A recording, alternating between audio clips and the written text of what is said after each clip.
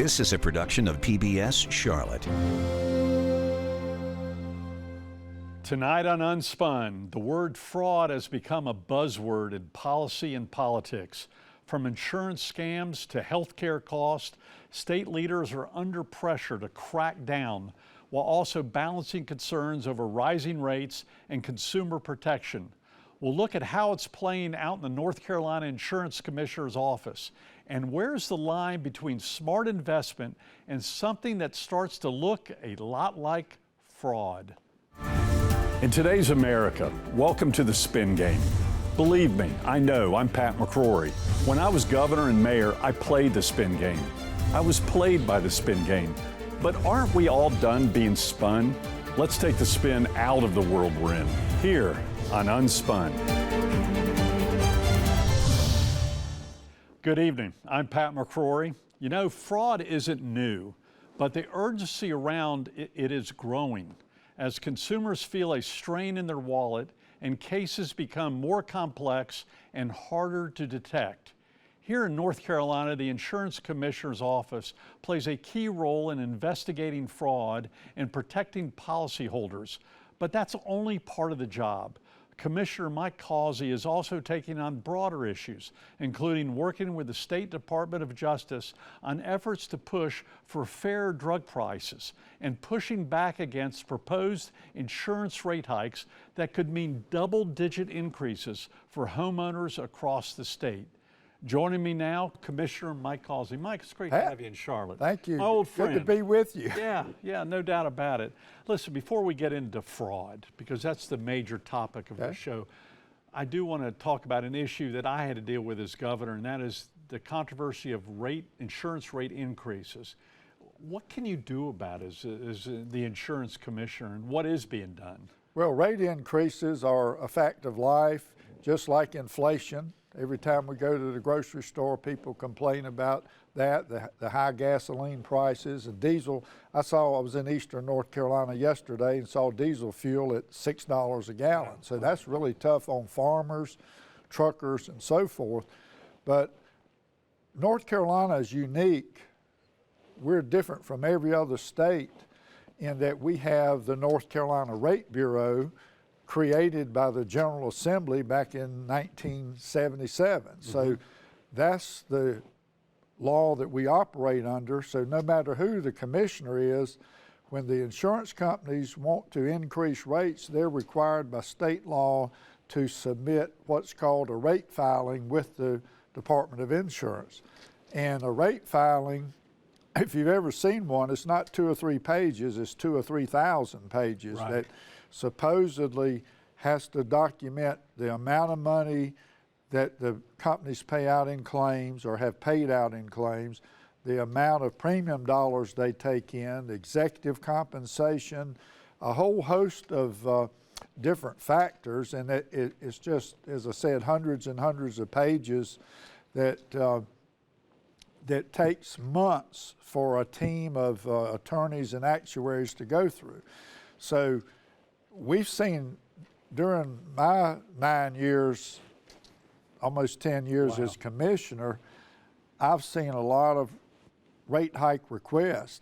And I will say this, Pat, the commissioner only has 2 choices. You can say yes or you can say no, and I've always said no to every single rate hike request that's come before me. But it's not all in your hands. It's not all in my hands. And what we do, there's a process. We have to follow the process. We schedule a public hearing on most cases, and we have people to come to Raleigh or they can go online and make those comments. And on the last homeowners rate hike request, I received over 25,000 comments, and everybody says the same thing. Please say no, don't raise my rates. This is a problem in every state, but another problem in every state is a problem you're really focusing on, and that is fraud. Can you describe what type of fraud you're going after? Insurance fraud is rampant, and it's all over. It's in every type of insurance, whether it's workers' comp, medical. The biggest dollar fraud is in medical insurance fraud. All right, describe a medical insurance fraud. Is this where a doctor is? It's all parties. there's people that file fake claims. We had a lady in eastern North Carolina. Apparently, she was very knowledgeable about medical codes and medical procedures. Right. And she filed a cancer claim and got the claim paid, and she did not have cancer. Wow. Now that's pretty good. And you're talking a lot of money. It was, in that case, it was could have been a large amount, but that was a $34,000 claim before it was discovered, and she was found guilty and had to repay that. And explain how that impacts the taxpayer. We're paying for it as policyholders. For every $1 you pay in insurance premiums, over 20 cents is going just to cover the fraud. So the more fraud that's allowed to occur, the more pressure goes on our insurance premiums that we need to pay more. Yeah. So we ask people, you don't have to know it's fraud. If you suspect it might be fraud, report it to the Department of Insurance, ncdoi.gov, and we'll get somebody to check into it. And our criminal investigators looked into 7,500 tips last year. Wow. Another type of fraud you mentioned was workers' comp, which is something I had to deal with as governor because it was really impacting my operating budget into millions upon millions of dollars. We had government employees on workers' comp, and they were snow skiing. Right. Or they were playing tennis, and we had investigators going after them, and you know, they were rigging the system. Well, it's amazing. I guess if you've got some good attorneys that work with you on that, you can fool a lot of folks. But there's so many people that do get away with that. Now, that's not to say that if it's a legitimate claim, it needs to be paid. People who are paving roads might hurt their back working for DOT, and they're really hurt, or they get hit by a car. But we see that far too often where people are working in their yard, shoveling dirt, mowing grass, but they say they can't do even desk work. So if it's fraud, we need to get on it. I think we were paying, I don't have the number with me, but it was over $100 million. That was for the city? For the state at the time. Okay. It was a lot of money I was looking at it line by line and how much workers' comp was costing us. And so what can you do about workers' comp? What do you do as insurance commissioner about people that are maybe frauding the system in workers' comp? Well, as you know, workers' comp is under the governor, and that is housed under the Department of Insurance. Right. But all the workers' comp, the industrial commission, those attorneys are appointed still by the governor. And I appointed some people who really looked for it. On my industrial commission, I kind of wiped out the old industrial commission, and it was being pretty strict on workers' comp. And as a result, the rate that the employers pay for workers' comp has come down dramatically since you were governor. So that's a good thing. Explain how workers' comp then, if people fraudulent collect workers' comp, state employees, why does that cost the state?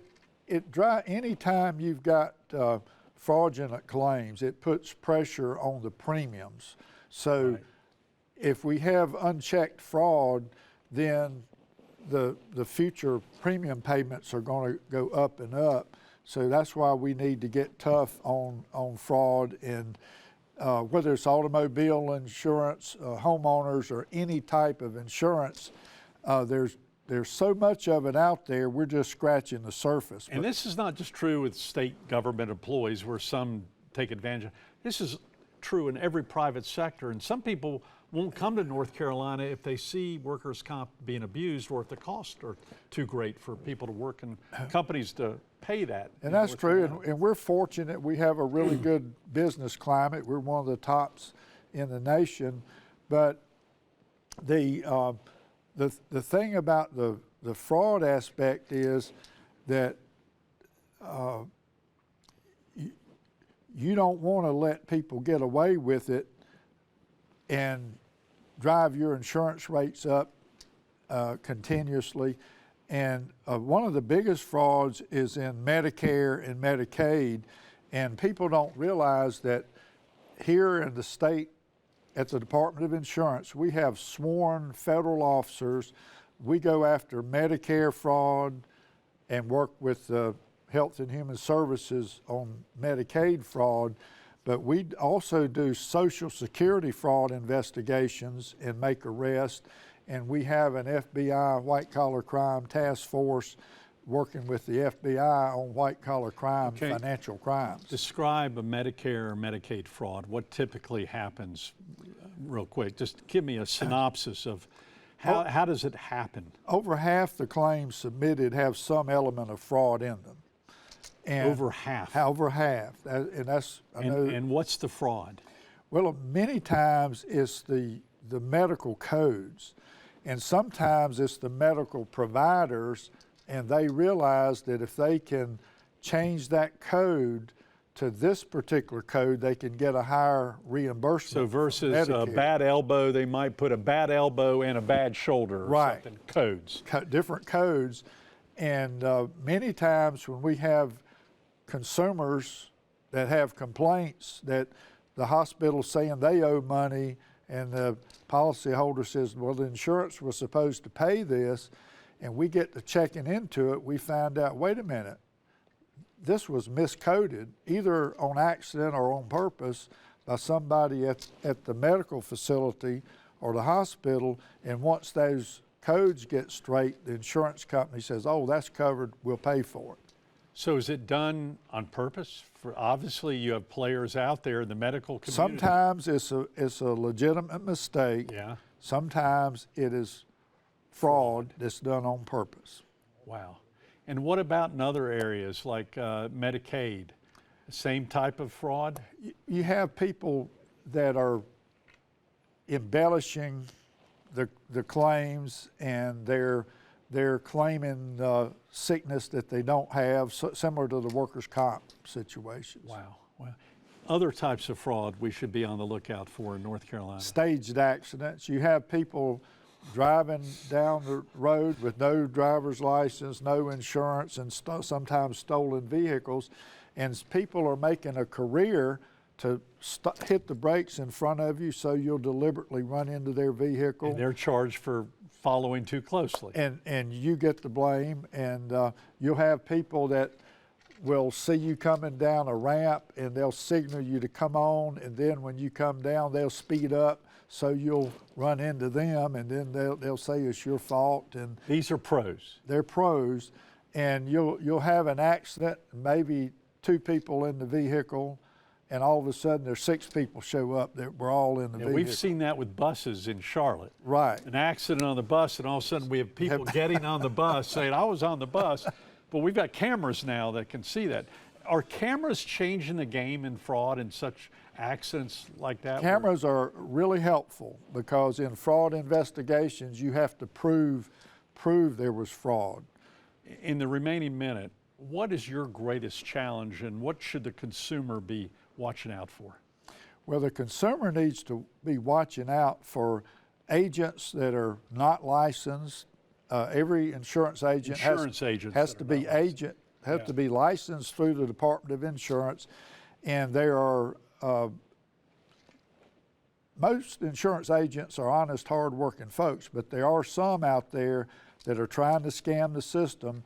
They will take your premium dollars and not turn it into the insurance company, and you don't have insurance, but you think you have insurance. And if people experience this type of fraud, we need to know so our criminal investigators can look into it and go after those folks. And put them in jail where they belong, or in prison where they belong. And that's right. We had last year over 400 arrests for this type of fraud, and we have legal prosecutors that work with us, and they were able to convict 200 last year, and the others are pending in court right now. 400. Commissioner, it's an honor to have you at Unspun and back in Charlotte. Thank you, too. Governor. Thank you very Good much. to see you.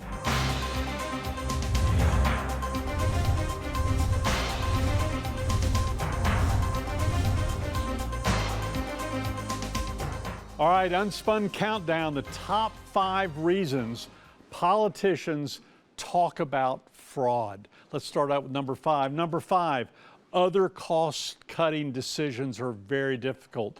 You don't want to talk about cutting Social Security or Medicaid or Medicare. Are you kidding me? You lose votes doing that.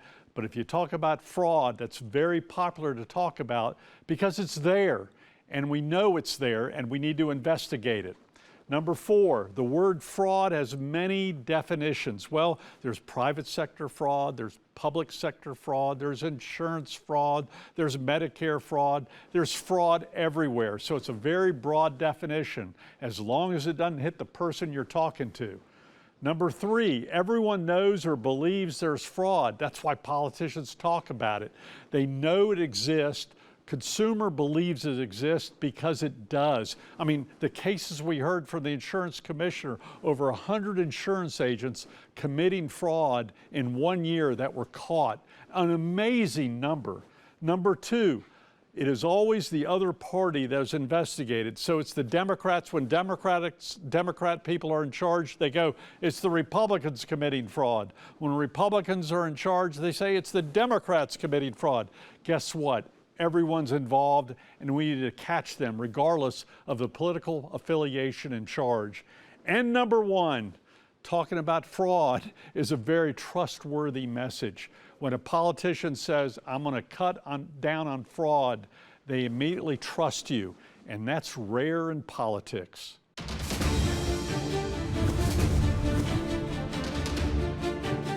We welcome back Anna Bevan-Gravely to our one-on-one segment this week. She is founder of Restless Politico and co-host of the YouTube podcast Sat Chats, a podcast for Bitcoin beginners, a podcast that I've been on. You have? And I had a great time. And it's great to have you back in Charlotte. I'm so happy to be here. So what tough questions have you got for me today that you did last time you were on the show? Well, so I had the privilege of being able to watch your interview with Commissioner Causey. And one thing that I'm wondering is fraud actually getting worse, or are we just paying attention to it more? Because we're seeing more tiny cuts through inflation to our wallets. And so any little bit of additional cost or spending or someone taking something that isn't theirs. I should have asked that question to Mike Causey. You should have done Well, the now I get to ask interview for you. me. I would say more investigations are being done today because the deficit is getting bigger and bigger and bigger. And the word fraud is the thing to talk about because no politician wants to make the difficult cuts or increase taxes. So what have we got to rely on? Let's catch fraud. And therefore, I think they're going after it more. But wasn't it amazing to hear that over 100 agents, insurance agents, are working without a license that were caught in committing fraud? I mean, that's a lot of people. Yeah, he also said that there were 7,500 tips in just last year alone, which is wild to me. And so that leads me sort of to my next question of looking at what he said about being not the end-all be-all of whether or not there can be a rate hike. He can't really do much to stop it. He can say no, make him go through a longer process. Are we as voters or as North Carolinians expecting too much from our commissioner? Yes. Okay. I think the commissioner gets blamed for a lot of things that the commissioner doesn't have control about. Very similar to a governor. They think the governor controls education when in fact the governor has very little power over education at the university level and K through 12. Yeah, and the fact of the matter is this is a problem in all states. And you've got a problem if you're too tough on the insurance companies will leave your state like they're doing in California. Plus there's another item that we don't talk about.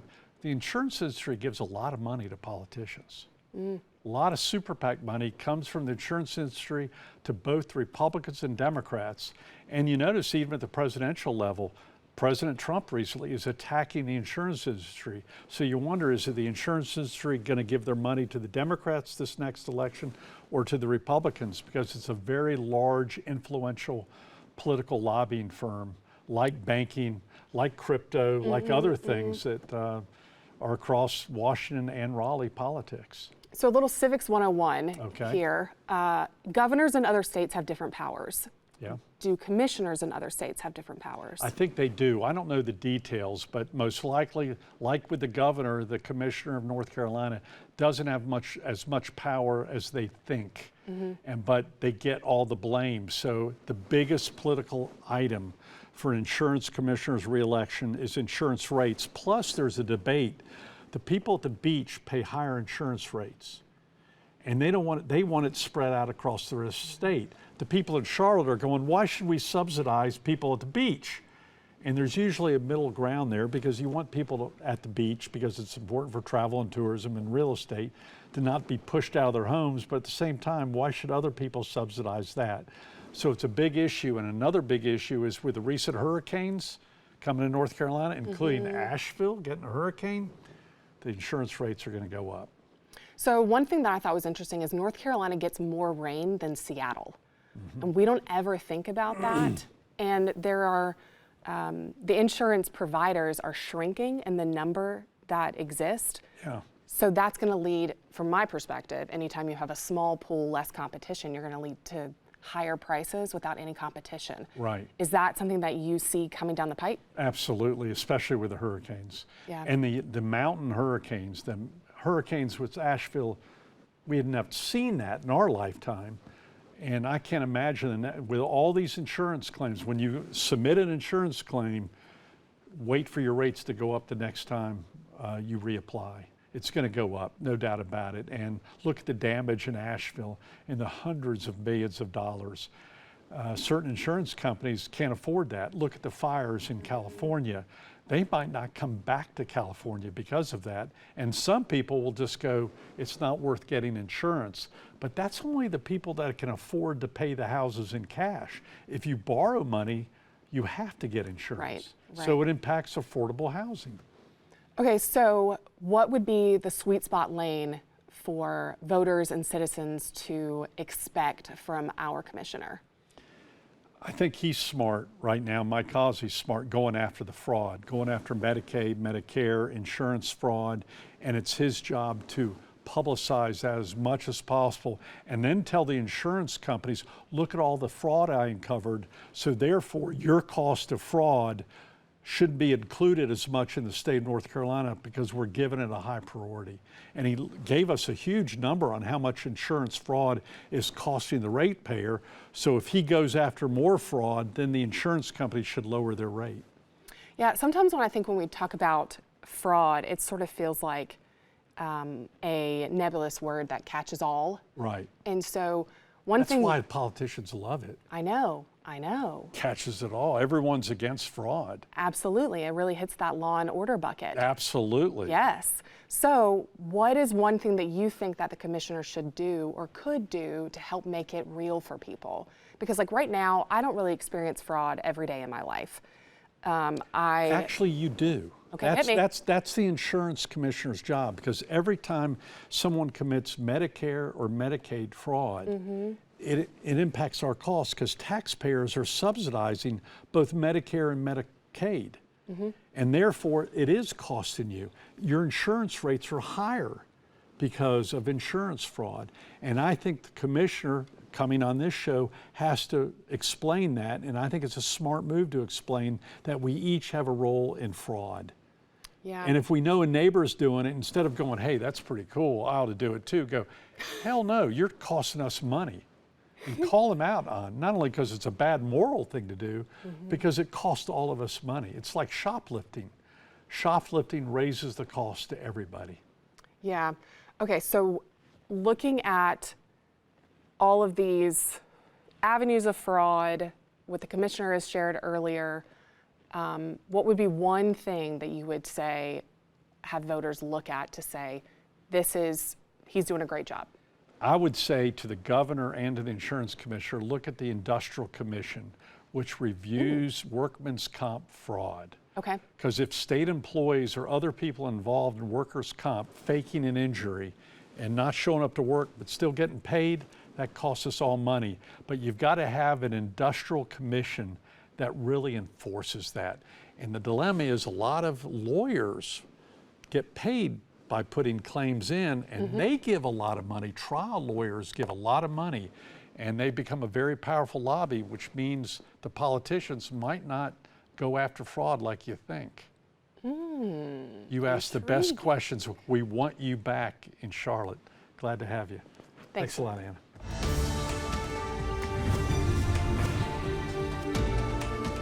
Is fraud real? Absolutely. I saw it firsthand as both mayor and governor. Individuals and companies, both foreign and domestic, finding ways to game the system. We've seen people collect unemployment while never seriously looking for a job. Government employees claiming workers' compensation, then getting caught doing things like snow skiing. During COVID, millions of dollars went out the door to companies that existed only on paper. And the fraud doesn't stop at our borders. Foreign operatives from countries like Russia and China have infiltrated bidding systems for major infrastructure projects, including roads and transit. And when that happens, it undermines fair competition and ultimately puts taxpayer dollars at risk. Those are real problems, and they need to be stopped. But here's the harder question. What about the legal giveaways that happen in plain sight that I've been involved in as mayor and governor? Millions in tax breaks to attract new businesses, or use public tax dollars to subsidize sports stadiums for professional teams that then sell their teams for billions with no direct return to taxpayers.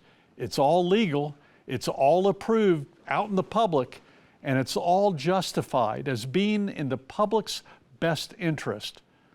But as deficits grow into the billions, future politicians may need to expand the definition of fraud, or at the very least, be forced to ask an even tougher question.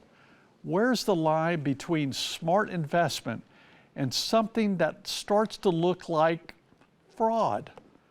There's a fine line, and it's not always clear, but it's a conversation worth having. Well, that's the truth as I see it. See you next time on Unspun.